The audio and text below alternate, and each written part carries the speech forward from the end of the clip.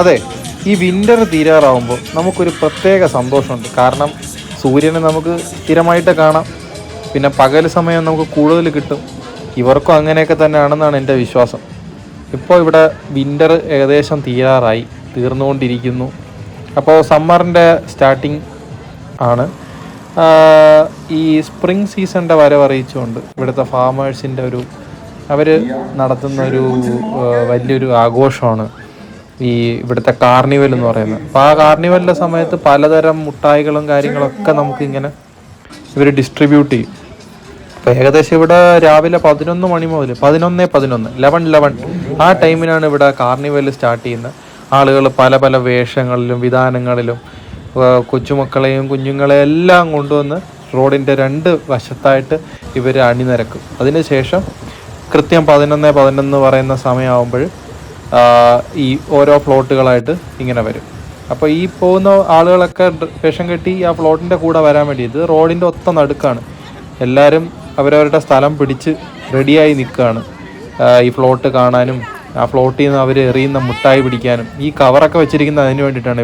പിള്ളേർ മാത്രമല്ല, വലിയവരും വലിയ വലിയ ബിഗ് ഷോപ്പറുകൾ ഉൾപ്പെടെ ഉള്ളവർ സാധനങ്ങൾ വെച്ചിട്ടുണ്ട്. ഇത് കണ്ടോ, സ്റ്റിച്ചിൻ്റെ കോസ്റ്റ്യൂം ഇട്ടിരിക്കുന്ന, പിന്നെ കുറേ ഹണി ബീസും, അങ്ങനെ പലതരം കോസ്റ്റ്യൂംസ്. അപ്പോൾ കോസ്റ്റ്യൂംസ് ഉള്ളവർക്ക് ആണ് ഇവർ കൊടുക്കുന്ന ഗിഫ്റ്റ്സ് കൂടുതലായിട്ട് കൊടുക്കുന്നതാണ് എനിക്ക് തോന്നിയത്. പക്ഷെ അങ്ങനെയൊന്നുമില്ല കേട്ടോ, എല്ലാവർക്കും കൊടുക്കും. അപ്പം ഞാൻ ഏകദേശം ഒരു 10:30 മണിയൊക്കെ കഴിഞ്ഞപ്പോൾ തന്നെ ഞാൻ വന്നു. ഫസ്റ്റ് ഈ ആളുകളെയൊക്കെ റോഡിൽ നിന്ന് ക്ലിയർ ചെയ്യാനായിട്ട് ഇവിടെ ട്രാഫിക് പോലീസ് ഒക്കെ വന്നു, ആളുകളെയൊക്കെ ഒഴിപ്പിച്ചു. അപ്പോൾ ഏകദേശം അവിടെ ടൈമായി. അവിടെ ഏകദേശം ഒരു 700 മീറ്ററിന് അപ്പുറത്ത് നിന്നാണ് ഇതിൻ്റെ സ്റ്റാർട്ടിങ് പോയിന്റ് വരുന്നത്. അവിടെ സ്റ്റാർട്ടിങ് തുടങ്ങിക്കഴിഞ്ഞു ആ ടൈമിൽ തന്നെ. അങ്ങനെ പ്ലോട്ടുകൾ ഓരോന്നായിട്ട് വന്നു തുടങ്ങി. ഇത് ആഷനർ സൈറ്റും ഇവിടുത്തെ ന്യൂസ് പേപ്പറിൻ്റെ കമ്പനിയുടെ അവർ കുറയുന്ന ഗിഫ്റ്റുകളാണ്. ഇവിടെ കൊച്ചുകുട്ടികൾക്കൊക്കെ അവർ ഇതുപോലത്തെ മെഡൽസ് ഇങ്ങനെ കൊടുക്കുന്നുണ്ട്. കണ്ടോ,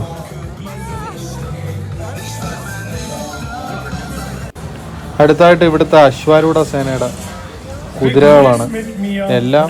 എൻ്റെ പൊക്കമൊക്കെ കണ്ടു കഴിഞ്ഞാൽ എൻ്റെ പൊന്നെ ഡൈനോസറാണെന്ന് തോന്നിപ്പോവും. അതിരി പൊക്കം.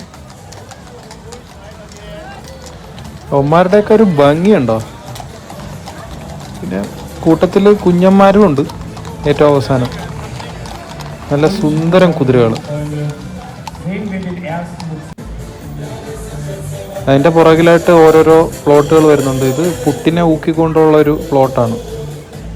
പുട്ട് ഇൻ ജയിൽ, അതാണ് ഈ പ്ലോട്ട് കൊണ്ട് ഉദ്ദേശിക്കുന്നത്.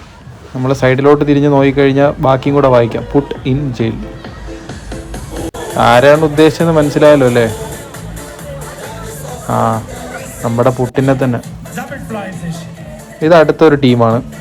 ഇതുവരെ കുറേ കൂടെയൊക്കെ കൊണ്ടുവന്നിട്ടുണ്ട്. എന്താണെന്ന് എനിക്ക് മനസ്സിലായില്ല. പിന്നെ ഇതാണ് ഇവന്മാരുടെ ഒരു മെയിൻ ഐറ്റം. ഈ കനോൺസ് കൊണ്ടുവന്ന് ഇങ്ങനെ വെടിവെച്ച് ഇവന്മാരിങ്ങനെ പോകും.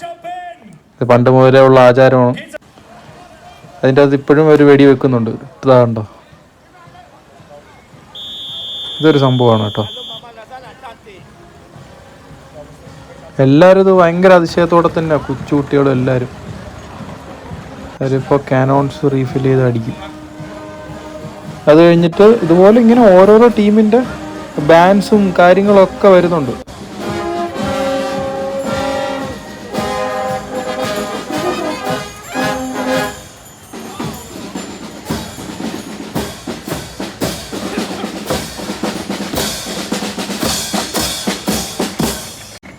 ഇവിടെ മുതലാണ് ഇനി ഫ്ലോട്ടുകൾ സ്റ്റാർട്ട് ചെയ്യുന്നത്. സത്യം പറയാൻ നല്ല മഴ ടൈമായിരുന്നു, അതുകൊണ്ട് ഇത്തിരി നിൽക്കാനായിട്ടും പ്രയാസമുണ്ട്. എല്ലാം ചളം കുളമായിട്ടുള്ളൊരവസ്ഥയായിരുന്നു. ദൂരെ നിങ്ങൾ നോക്കിക്കഴിഞ്ഞാൽ കാണാൻ പറ്റും, മുട്ടായി വണ്ടിയുടെ 2 സൈഡിൽ നിന്ന് ഇങ്ങനെ തെറിച്ച് പോകുന്നതായിട്ട് നമുക്ക് കാണാൻ പറ്റും. അത് ശരിക്കും മുട്ടായാണ് വാരി എറിയുന്നത്. ആ മിഠായി പറക്കാനായിട്ട് ഇപ്പുറത്തെ വണ്ടിയിൽ നിന്ന് അവരെടുത്ത് എറിയുന്നുണ്ട്. അത് പെറുക്കി എടുക്കാൻ വേണ്ടിയിട്ടാണ് ഇത്രയും കണ്ടമാനം ജനങ്ങൾ വന്ന് നിൽക്കുന്നത്. കണ്ടോ, ഗിഫ്റ്റ്സ് എറിയുന്ന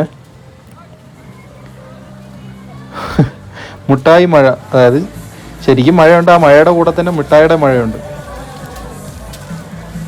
ഇത് പിടി ബഹളമാണ് സത്യം പറഞ്ഞാൽ. ആളുടെ കൈയൊക്കെ കാണിക്കുന്നുണ്ട്. ആ കൊച്ചിന് മുട്ടായി കിട്ടിയതിൻ്റെ സന്തോഷത്തിൽ ഓടി വരുന്നുണ്ട്. വേണ്ട, മുട്ടായി എറിഞ്ഞു കൊടുക്കുന്നുണ്ട്. പുള്ളിക്കാരൻ എന്തോ കിട്ടി, പുള്ളിക്കാരന് ഹാപ്പിയാണ്. പിള്ളേർ അവിടെ വലിയ ബിഗ് ഷോപ്പറും ബാഗും കവറും ഒക്കെ കൈ കിട്ടിയൊക്കെ പിടിച്ചോണ്ട് നിൽപ്പുണ്ട്. പിള്ളേരും പിള്ളേരുടെ അച്ഛന്മാരും അമ്മമാരും എല്ലാവരും. ഈ നമ്മൾ വിചാരിക്കും ഈ താഴെ നിൽക്കുന്നവർക്ക് മാത്രമേ മിഠായി കൊടുക്കുന്നുള്ളൂ. പക്ഷെ താഴെ നിൽക്കുന്നവർക്ക് മാത്രമല്ല, ഈ വീടിന്റെ ബാൽക്കണിയിലോട്ട് ഈ മിഠായൊക്കെ എടുത്ത് എറിഞ്ഞു കൊടുക്കുന്നുണ്ട്. അതുകൊണ്ടോ നിറച്ചും മിഠായ, വണ്ടിയൊക്കെ കൊണ്ടുവന്ന് വാരുന്ന ആളുകൾ. ഇത് അടുത്തൊരു പ്ലോട്ടാണ്.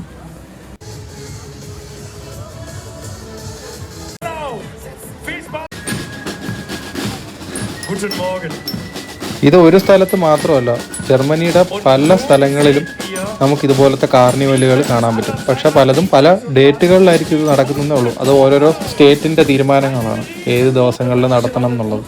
കൊളോൺ എന്ന് പറയുന്ന വലിയ സിറ്റിയാണ്, അവിടെയും ഇതിനേക്കാളും വലിയ കാർണിവലുകളാണ് നടക്കാറുള്ളത്.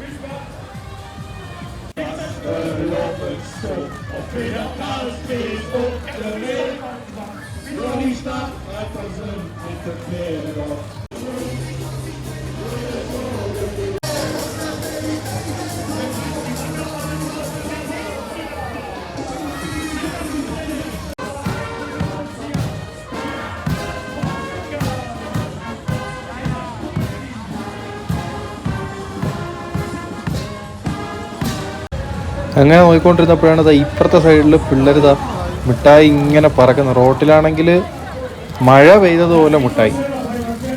ഞാനും കുറേയൊക്കെ വാരി എടുത്തു ഇതിൻ്റെ ഈ പിള്ളേരുടെ ഇടയിൽ കിടന്ന്. പക്ഷേ പിള്ളേർ വരട്ടെ, ഞാനത് നോക്കിക്കൊണ്ടിരുന്നു കുറേ നേരം. പിള്ളേരെക്കാളും വരുന്ന പിള്ളേരുടെ അമ്മമാരാ. സംഭവം തന്നെയാണ് കേട്ടോ. ഇതൊരു പ്രത്യേക വൈബാണ് ഇവിടെ. ഇത് അവർക്ക് ഒരു സന്തോഷം. ഇതൊക്കെ കാണുമ്പോൾ നല്ലൊരു എക്സ്പീരിയൻസ് തന്നെയാണ് ഇവിടെ. ഇതാണ്ട് അടുത്ത പ്ലോട്ട്. ഇതൊരു സ്കീയിങ് ചെയ്യുന്ന അക്കാഡമിയുടെ പ്ലോട്ടാണ്. അവരും കൊടുക്കുന്നുണ്ട് ഗിഫ്റ്റ്സ്. നമുക്ക് ഗിഫ്റ്റ്സ് എന്ന് പറയുന്നത് മിഠായി മാത്രമല്ല, ഇത് കൊച്ചു കൊച്ചു പാവകൾ, പിന്നെ വേഫൽസ്, അങ്ങനെ പല ഐറ്റംസും കിട്ടാറുണ്ട്. എനിക്കൊരു സ്ക്രബ്ബർ കിട്ടി, പാത്രം കഴുകുന്ന.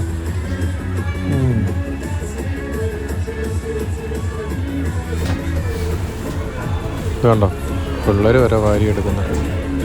ഇങ്ങനെ മിഠായിയുടെ മഴയും ശരിക്കുള്ള മഴയും ഒരുപോലെ തകർത്ത് പെയ്യുമ്പോൾ കുട വെച്ച് ഒരാളുകൾ വാരുന്നുണ്ട് മിഠായി. ഇത് അവസാനിക്കുന്നില്ല. ഈ കാർണിവലിൻ്റെ അവസാനം വരെ മിഠായി തന്നെ ആയിരിക്കും. റോഡ് ഉൾപ്പെടെയുള്ള സ്ഥലങ്ങളിൽ മിഠായി വിതറി ഫുള്ളൊരു മിഠായി മഴ തന്നെ പെയ്തിറങ്ങും.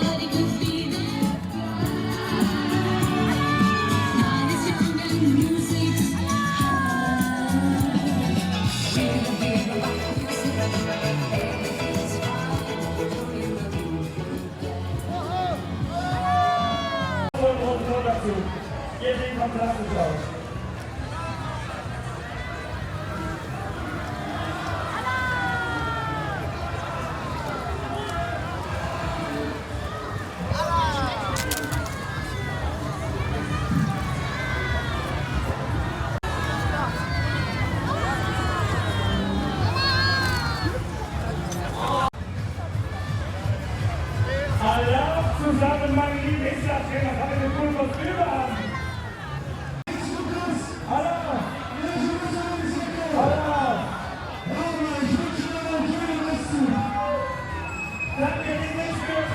അപ്പോൾ ഇതൊക്കെയാണ് കാർണിവലിൻ്റെ കാഴ്ചകൾ. സത്യം പറഞ്ഞാൽ ഇവരുടെ സന്തോഷം കണ്ടു നിൽക്കാൻ തന്നെ വലിയൊരു സന്തോഷമാണ്. അപ്പോൾ ഇനി ഒരു അടുത്ത കാർണിവലിന് നമുക്കിതൊക്കെ വീണ്ടും കാണാം എന്നുള്ള ശുഭപ്രതീക്ഷയോടെ. അപ്പോൾ ചൂസ്.